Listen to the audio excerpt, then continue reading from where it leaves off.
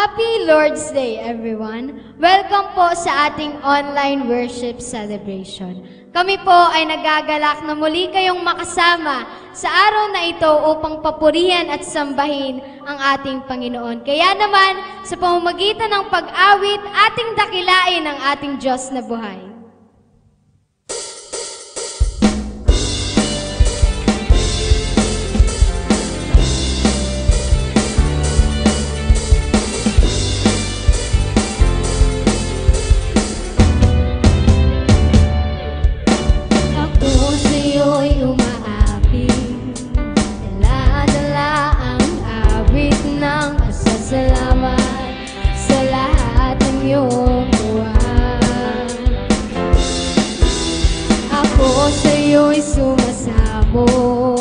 Punong-puno ang puso ng pasasalamat sa lahat ng iyong gawa. Di na mapipigilan pa aking ihayag. Jesus, dakila ka sa buhay ko, itataas kita. Karapat-dapat kang tumanggap ng papurit pagsamba. Jesus, dakila ka sa buhay ko, itatanghal kita. Karapat-dapat kang tumanggap ng papurit pagsamba. Dakila ka.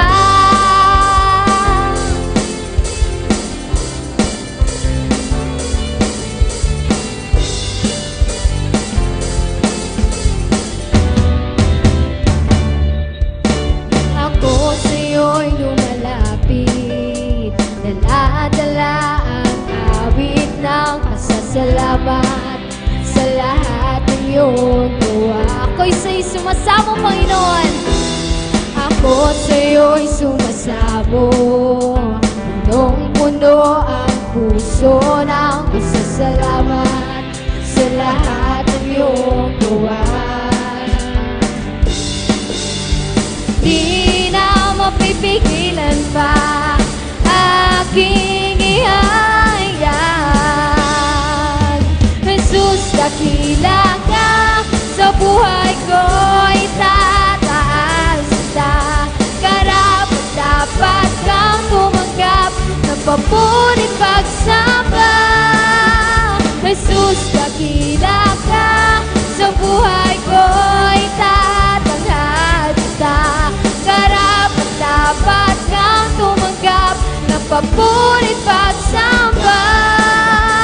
Jesus, dakila ka sa buhay ko, itataas kita. Karapat-dapat kang tumanggap ng papurit pagsamba. Jesus, dakila ka sa buhay ko, itatanghal kita. Karapat-dapat kang tumanggap ng papurit pagsamba. Dakila ka.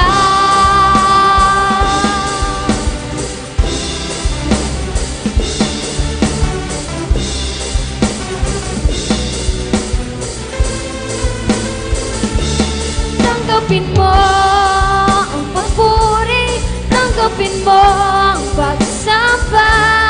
Tanggapin mo ang pagluwalhati, tanging sa'yo iaalay. Tanggapin mo ang papuri, tanggapin mo ang pagsamba.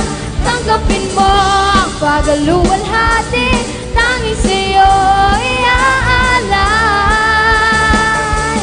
Puso ko'y nananabik sa banal mong pag-ibig. Yakap mo walang maliw, nadarama bawat sagaling. Hindi mapapantayan ang wagas mong pag-ibig ng kahit sino pa man. Jesus, ikaw lamang. Ayan, patuloy po nating awitan ang ating Panginoon. Hallelujah.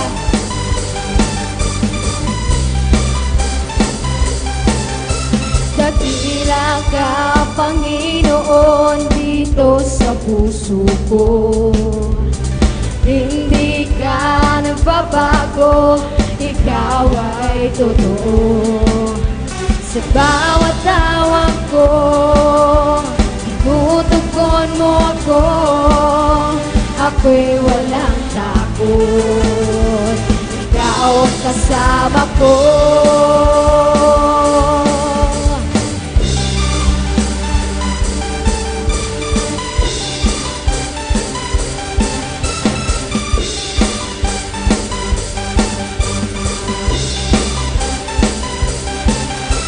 Kapangyarihan mo, taglay, buhay ay lumaya.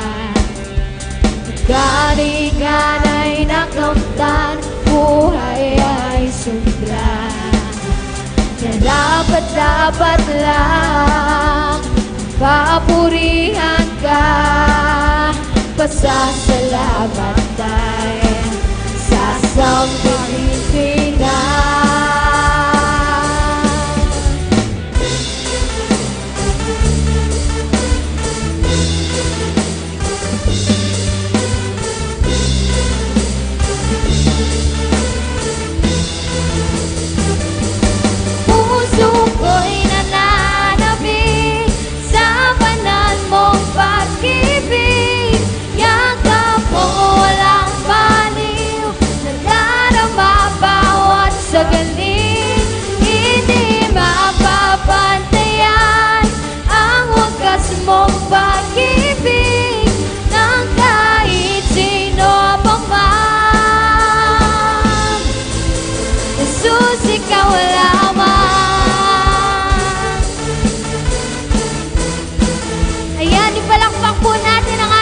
Kamay para sa Panginoon. Hallelujah. Puso ko'y nananabik sa banal mong pag-ibig. Yakap mo walang baliw, nadarama bawat sagalit. Hindi mapa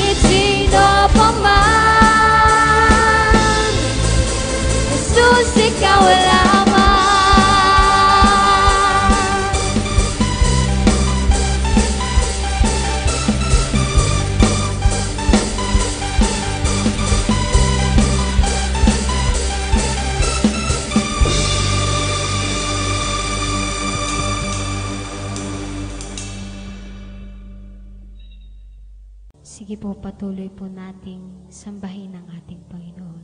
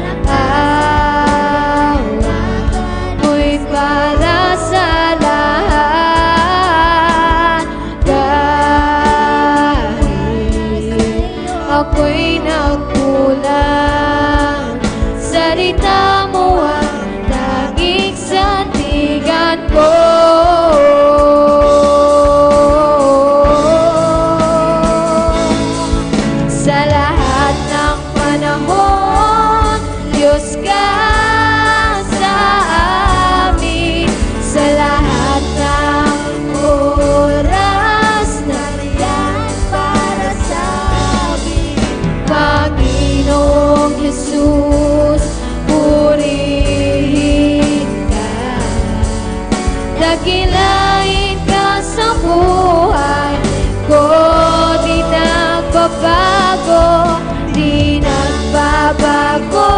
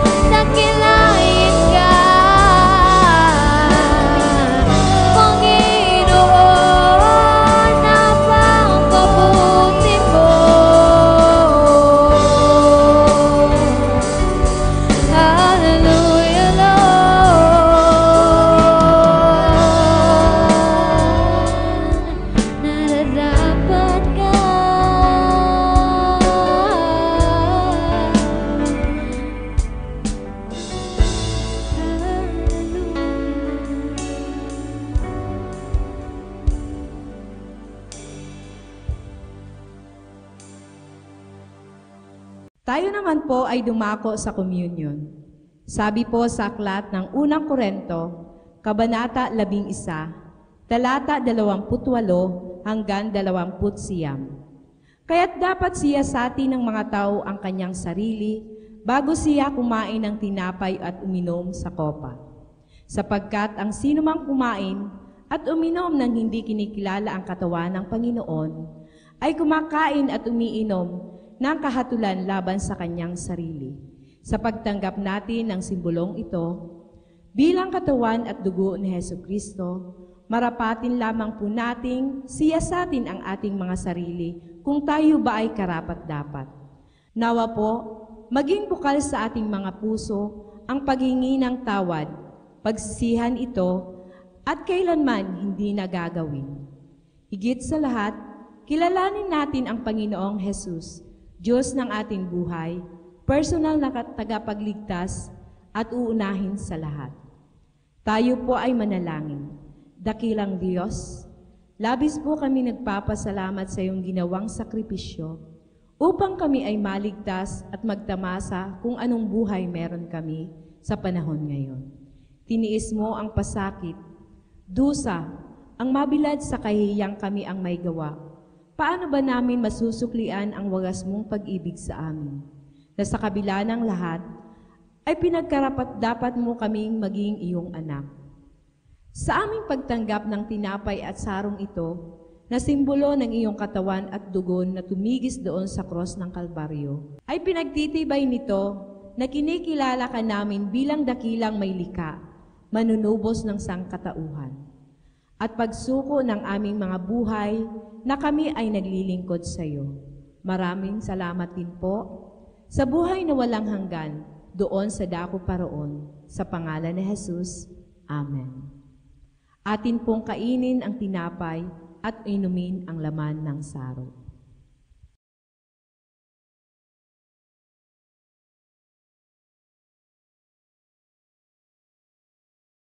Dumako naman po tayo sa ating pagbibigay. Sabi po sa Malakay 3 verse 10, "Bring the whole tithe into the storehouse, that there may be food in my house. Test me in this, says the Lord Almighty, and see if I will not throw open the floodgates of heaven and pour out so much blessing that there will not be room enough to store it." Why give back to God? Giving our tithes and offerings reflects a grateful heart that wants to give back to God a portion of what He has given us, in reality, what is already His. This is our opportunity to show God that He is first in our lives. The Bible says the purpose of tithing is to teach us always to put God first in our lives. According to Deuteronomy 14 verse 23, tithing is a reminder that God is the supplier of everything that we have. It is also God's personal invitation to an outpouring of His blessing in our lives. Kaya lang, marami ang gusto ng pagpapala pero ayaw magbigay. Marami ang gustong makaranas ng himala, ngunit ayaw namang manampalataya. Well, wala pong mangyayari sa atin kapag ganito tayo. Ito po ang katotohanan at ito ang kailangan nating alalahanin na ang pagbibigay ang tanging susi para tayo ay makaranas ng masaganang pagpapala mula sa Diyos. That's how it works. We give and He gives back. We let go of what's in our hands and He lets go of what's in His. Kaya nga, wala kang dapat pang hinayangan kapag nagbigay ka sa Diyos kasi palaging may ibabalik ang Diyos. At palaging mas malaki ang ibinabalik niya sa atin kaysa sa ating ibinibigay. Maaari niyo pong ipadala ang inyong mga tithes and offerings sa mga account numbers na makikita niyo sa inyong screen. God bless.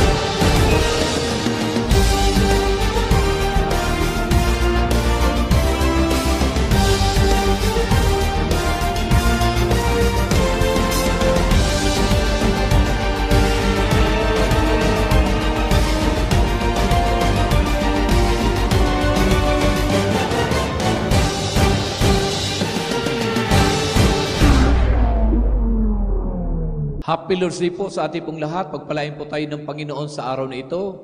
Welcome po sa ating online worship celebration at sa ating on-site worship celebration. Ako po ay nais maghamon sa mga kapatid po natin sa ating gawain. Mahalin natin ang gawain na ibinigay sa atin ng ating Panginoon. Meron tayong connect group during weekdays at meron tayong church celebration during Saturday and Sunday. 2 beses po tayo nagtitipon-tipon sa gawain ng Panginoon. Pagyamanin natin, pahalagahan natin, at bigyan natin ng importansya. Ngayong araw na ito, ako'y nais magbahagi sa inyo ng napakahalagang mensahe. Especially among the young people. At nais ko rin mapakinggan ito at matanggap ito ng mga magulang para magkatuwang tayo at alam natin ang role natin na dapat nating gampanan sa ating mga kabataan. Itong mensahe para sa inyong mga kabataan. Seeking freedom and identity without damaging your life. Seeking freedom and identity without damaging your life. Luke 15 verse 13 says, "Not long after that the younger son got together all he had, set off for a distant country, and there squandered his wealth in wild living." Sabi sa Tagalog, pagkalipas ng ilang araw, ipinagbili ng bunso ang kanyang kaparte at nagpunta siya sa malayong lupain. Nilustay niya roon sa pamamagitan ng mga bisyo ang lahat niyang kayamanan. Seeking freedom and identity without damaging your life. Alam ko bawat kabataang kasama ko ngayon, gusto niyo ng kalayaan. Gusto niyong makita at mahanap ang inyong mga sarili. Kung sino ka at kung saan ka ba nararapat o nabibilang. You are seeking for freedom and identity. At importante yun. Importante yun. Having freedom and discovering your identity is important. Importante ang kalayaan at importante ang alam mo ang identity mo. Ang problema nga lang, may mga kabataang naghahanap ng kalayaan at hinahanap ang kanilang mga sarili. Sino ba ang aking mga sasamahan? Saan ba ako dapat in? Kaya lang yung inaakala nilang doon sila in, yun pala ay bangin. Nasasadlak sa kapahamakan at pagkasira ng buhay. Maraming kabataan sa ating panahon ang hindi nagtatagumpay sa buhay. Kahit sa edukasyon at pag-aaral. May mga kabataan na pinapag-aral pero hindi siniseryoso ang pag-aaral. Ayon sa mga survey, sa bawat 100 na batang maliit na pumapasok sa preschool, ang magtatapos sa mga ito sa kolehiyo ay nasa hanggang 20 kabataan lamang at ang makapagtatrabaho sa kanila ay mga 5 hanggang 7 lamang. Kung ganito ang patuloy na mangyayari sa ating mga kabataan, ito ay isang malaking trahedya. Ito ang inyong panahon. Sa ayaw at sa gusto ninyo, maiiwan sa inyong balikat ang kahihinatnan ng bukas. Kung kaya anumang desisyon na gagawin ninyo, aralin ninyo itong mabuti. Tulungan nawa tayo ng Panginoon, mga kabataan. Mga kabataang Kristiyano, kailangan kayo ng Diyos upang maging instrumento ng tunay na pagbabago. Tinatawag tayo ng Diyos upang makalikha siya ng magandang bukas para sa inyo at para sa susunod pang henerasyon. We have to raise up a generation that will love God. A generation of young people who are passionate, strong and productive, at may direksyon ng buhay. Hanapin ninyo ang inyong sarili. Mabuting bagay kung madiscover mo kung sino ka at maputunayan mo ang iyong galing. Piliin mo rin ang maging malaya. Mabuti ito dahil hindi ka dapat maging alipin ng anumang bagay. Pinalaya na tayo ng Diyos. Mayroong magandang aral na makukuha sa buhay. Isang batang 5 taon ang nagtanong sa mga magulang niya habang kumakain. Tanong niya, bakit kayong matatanda, marami kayong nalalaman? Nag-isip ang kanyang nanay ng maisasagot. Kumuha ng pitsel si Mrs. at ibinuhos ang kaunting tubig sa baso. At sabi niya, 5 taon ka pa lamang at maaring ganito pa lamang ang iyong nalalaman. At ibinuhos ng nanay ang mas maraming tubig na halos higit sa kalahati ng baso. At sabi niya, ito naman ang aming nalalaman. Paano po kayo natuto? Dagdag na tanong ng bata. Sagot ng tatay, sa mga tama at mali na aming nagawa sa buhay, anak. May 2 paraan ng pagkatuto sa buhay. We may learn positively and we may learn negatively. Una, ang pagkatuto sa positibong paraan bilang pag-aaral sa buhay. Matuto kayong makinig sa nakatatanda sa inyo, sa pastor mo, sa leader mo, sa magulang mo, sa teacher mo. Magbasa kayo ng Biblia, magbasa ng mga aklat pang-edukasyon, mag-aral ng mabuti sa paaralan, punuin ninyo ng kaalaman ng sarili, mga mahalagang kaalaman. At kapag marami ka ng alam, marami kang magagawa tungo sa iyong pag-unlad. Pangalawa, ang matuto ng negatibo. Ito yung pag-aaral sa maling paraan. Yung magkakamali ka muna para magtanda ka dahil sa consequence ng pagkakamali mo. Yung magkakamali ka muna at mamamarit ka dahil sa resulta o mapait na ibinunga ng iyong ginawa. Hanggat maaari, matuto na tayo sa pagkakamali ng iba para hindi mo na magawa at maranasan pa. Aralin natin ngayon ang prodigal son story para matuto tayo. Handa na ba kayo mga kapatid? Ang bawat kabataan ay naghahanap ng kalayaan upang makita niya ang kanyang sarili. Naghahanap ang mga kabataan ng kalayaan gawin ang kanilang nais. At nang sa gayon ay may mapatunayan sila sa sarili nila at sa iba. Hindi ito masama. Go and search for your identity and find your freedom. Ipakita mo ang iyong galing at hanapin mo ang iyong sarili. At ito yung ginawa ng kabatang ito na ikinikwento ko sa inyo ngayon. Ang prodigal son. He started to discover who he was. He started to live with absolute freedom. Nagsimula siyang hanapin ang kanyang sarili. Nagsimula siyang maging malaya.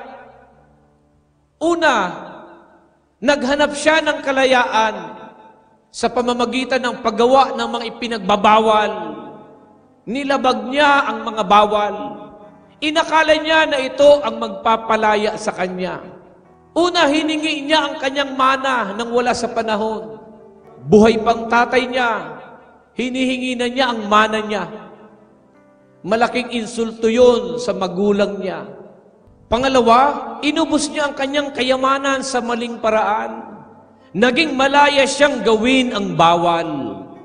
Ang paggawa ng kamalian ay hindi kalayaan. Ito ay pagsira sa sarili. Kapag binabawalan kayo ng inyong magulang, ito ay positive learning.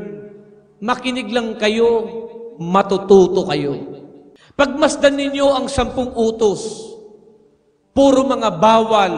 Bawal ito, bawal iyon. Ang mga ito ay paraan ng pagtuturo ng Diyos sa atin upang hindi tayo mapahamak. Kaya nagbabawal ang mga magulang. Hindi ito dahil wala silang tiwala sa inyo. Nalalaman nila ang mga nakatagong panganib. Kaya nagbibigay sila ng maagang babala. Anak, huwag kang magmamadali. Huwag kang maglalandi. Sinuway mo. Naging malaya kang gawin ang kalandian mo. Ginawa mo ang bawal. Nag-premarital sex ka. Kasi kalayaan mo, gusto mo, di ba? Natigil ka sa pag-aaral, nabuntis ka, nagkaasawa ka nang hindi ka pa handa. Batang-bata ka pa, nakakulong ka na sa pag-aalaga ng bata. Imbis na nagmo-module ka, imbis na pumapasok ka sa school, Nasaan ang kalayaang sinasabi mo doon, kapatid? Ang mga kaklase mo nagsipag-graduate sa college, ikaw hanggang grade 8 lang dahil sa kalayaan mo. May batas ang buhay. May pasunod-sunod na gagawin para magtagumpay ka. Inuulit-ulit ko ito lagi, mga kabataan. Una yung learning. Sunod yung earning. Panghuli yung wedding. Gawin mo lang yung tamang pasunod-sunod. Huwag mong mamaliin ang batas ng buhay. Pangalawa, hinanap ng prodigal son ito ang kanyang kalayaan sa pamamagitan ng pagtalikod sa kanyang pamilya. Sabi niya, wow, malaya na ako. Wala nang pakialam ang tatay ko sa buhay ko. Umalis na ako sa bahay. Magagawa ko ng lahat ng gusto kong gawin. He sought freedom by disregarding and leaving his family behind. Mga kabataan, do not do this. Ipinagpalit niya ng pera ang tunay niyang kayamanan. Ang ating pamilya, ang ating tunay na kayamanan. Walang maipapalit sa ating ama at ina. Walang maitutumbas sa pagmamahal ng tunay na kapatid. Huwag niyo silang ipagpapalit. Ang kabataang ito na prodigal son, ipinagpalit niya at tinalikuran ang kanyang pamilya para sa inaasam niyang kalayaan.